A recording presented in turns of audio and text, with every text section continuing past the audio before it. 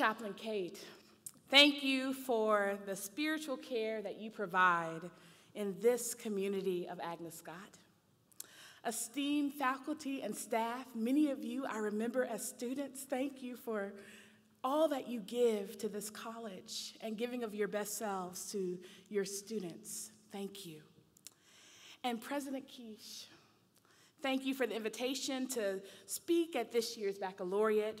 You are the image of what ethical, authentic, and strong leadership looks like. And I am honored to be among the 12 classes of Agnes Scott seniors who have received their diploma from your hands. That 12th and final class is before us, the Riveters, the bold and courageous class of 2018. Let me first start by saying and stating the obvious, this is not commencement. There are no diplomas here for you today. That's tomorrow. But the transformation that occurs at commencement, where you cross that podium and you cross that threshold from student to alumna, that's tomorrow.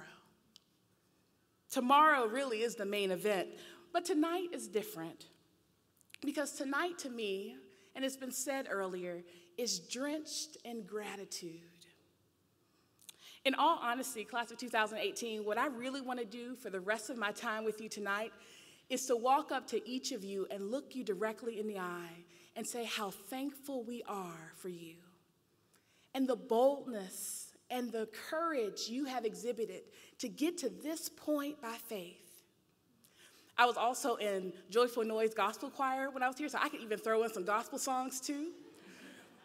But in reality, I want you to know that your family, the people that surround you, they see the courage and the strength you've displayed to get to this moment.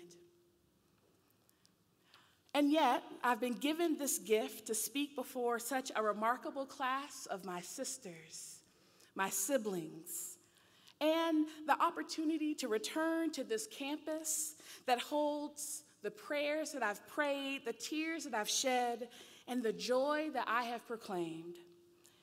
And so it is an honor to be here, and I'm somewhat overcome by the task. But the beautiful thing is that you will not remember much of what I say tonight. But I do want you to know that by the grace of God, I am so proud of you, and you hold my admiration and my joy. So let's talk frankly. Alumna to soon-to-be alumna. And you know what? Since commencement is tomorrow, I'm going to go ahead and let's claim it now. We're speaking alumna to alumna. I remember the last moments I was a student here during finals and how stressful that was of trying to get all the assignments in time. And the thing that gave me joy and hope and know that I could persevere was I knew that the diplomas had already been sent to the printer. They've already been printed. And Agnes Scott, we are so environmentally conscious, we are not going to waste that paper. And so that helped me get through those final moments. So alumna to alumna, let us for a moment stop and dwell in God's gift of gratitude. And remember. Remember the first time that you came upon campus and called Agnes Scott home. Remember that journey from your family's car to Walters or Winship as you walked into your dorm room for the first time. Remember all of the meals that you have spent in Evans and the councils of discussion that has occurred around those tables. It's funny what you remember. I remember that there was a bowl of peppermints when you scan your ID card. And I remember every day I was a student, for the years I was here, I would grab a handful of peppermints. So much so that I had peppermints in every bag I owned. And I remember the day, maybe a year later, that I ate the last peppermint from Agnes Scott. And I had grief around that. It wasn't graduation, it wasn't moving out, it was the fact that I had no more Agnes Scott peppermints. It's funny the things you remember. Remember the honor pledge signing, the sophomore ring ceremony, figuring out whether you would study abroad. Remember the Black Cat festivities, all the hup sings, finally getting to sit at the senior table. Remember all of the reading that we want our professors to know that we did all of. All of the books and the articles, the journals, the textbooks. Oh, those textbooks. And now remember all of the writing, the term papers, the reflection papers, the journal entries, the translations, the senior seminar, the emails to professors, the emails to your group member, especially that group member that didn't pull her weight. Remember all of the writing at midnight, the writing for first thing in the morning, the writing the last thing you did when you went to sleep. All of that. Now remember the tears, the life-altering events that occurred while you were a student here. For some of you, your circle of support is physically smaller this evening, that you've lost a loved one on this journey to graduation. Remember all of the tears, all of the worry about passing that exam, the worry about passing that class, the worry about securing funds for that semester tuition bill. After all of that, after the writing and the reading and all of the emotions, after all of that, we commence. We commence. We come to the eve of commencement. We come to the ending that we call the beginning. And in so doing, we consider all of that, all of the reading, all of the writing, all of the emotions, all of that is preparation, training, as the prologue for whatever is next. So tonight, remember that this is not the finish line. All of your experiences have brought you not to the end, but rather to the beginning. See, tomorrow is called commencement, not termination. And tomorrow is only the beginning of the greatness that lies before you. So breathe. Enjoy this moment's height. Enjoy this summit. Enjoy this liminal space. I love Baccalaureate because it calls us to intentionally mark this time of liminality. And we do it with the excellent music. We do it with wearing our finest regalia. We do it all to bring attention to the fact that we, at this moment, are in a state of in-between. And that's what liminality is. It's the in-betweenness. It's that crossing of the threshold from one reality to another. And full disclosure, I experienced liminal panic. Liminal panic. Liminal panic is that moment that you realize that you are in that gap between what was and what's next. It's just like the account in the Gospels when Jesus is walking on the water and he tells the disciples, do not be afraid. And of course, the disciples are always afraid. In fact, that's how they are in the Gospels. And he tells the disciples to be peaceful and do not be afraid. And they see Jesus walking on the water. And Peter so badly wants to walk on the water too. And he even does so for a moment. But when he notices the rough seas and the high waves, he sinks. That's liminal panic. It's that moment in between two changes of life where you don't know if you're going in the right direction and you don't know what will happen next.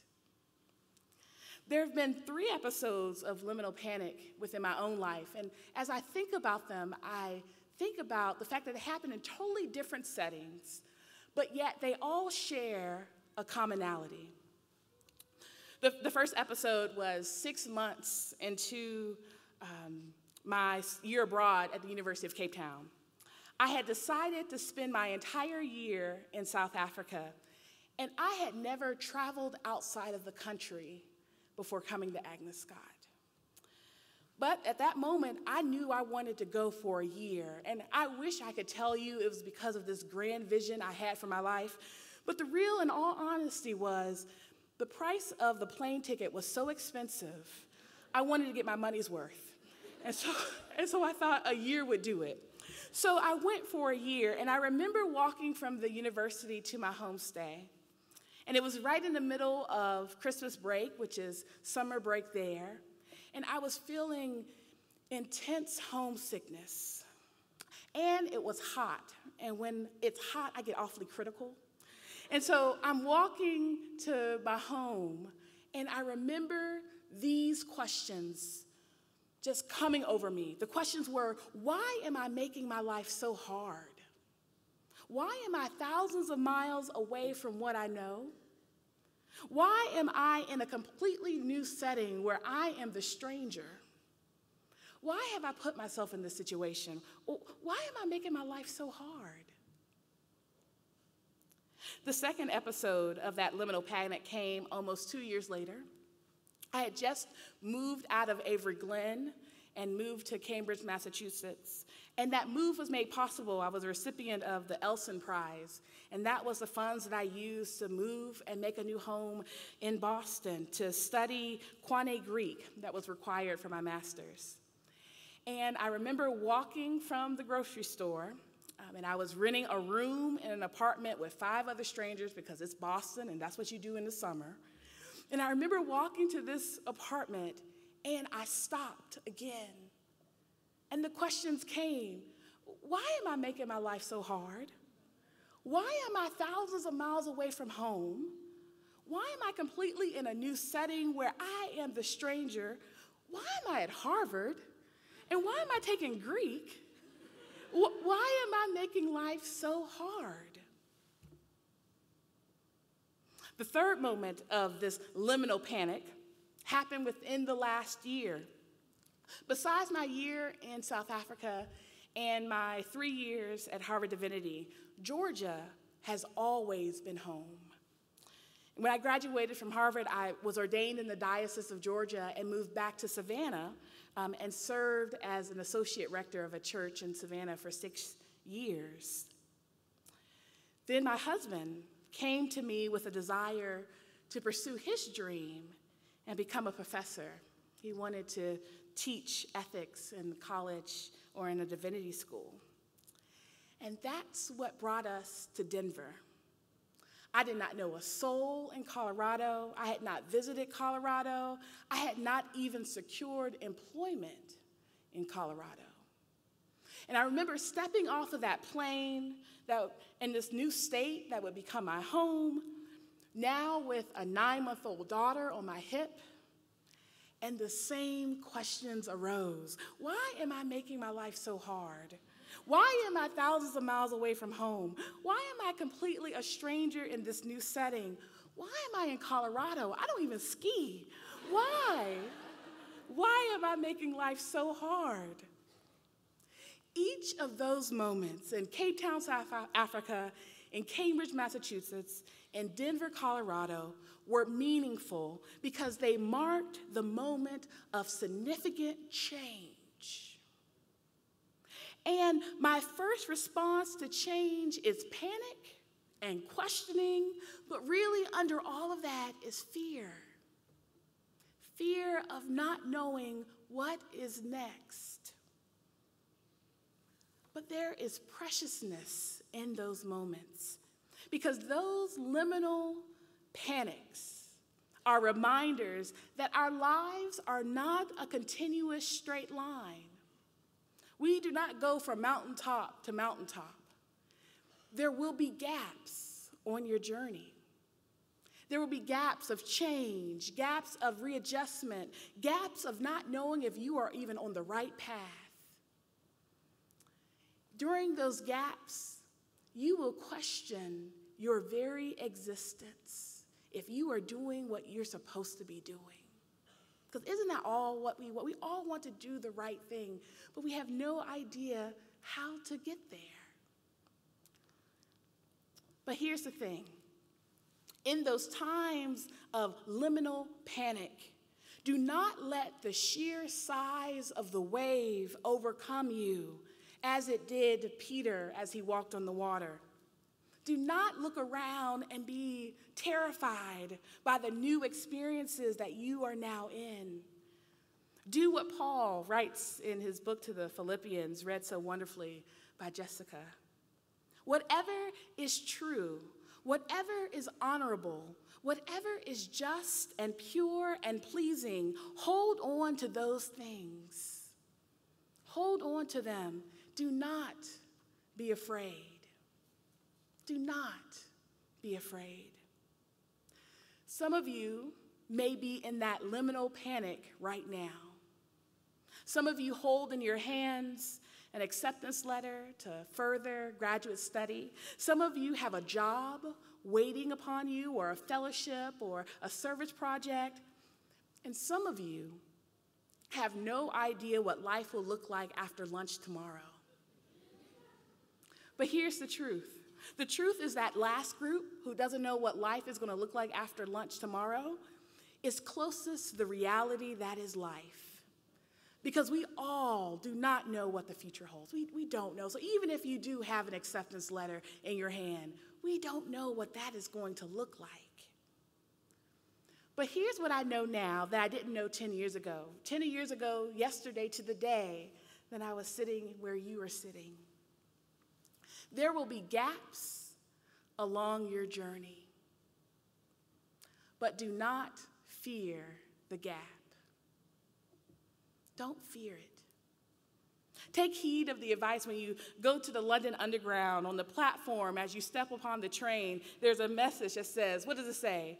Mind the gap. There's wisdom there. Mind the gap. Embrace the gap. Know that in those gaps, it's an opportunity for you to dwell in who you are as you wait for the next mountaintop in which you will climb.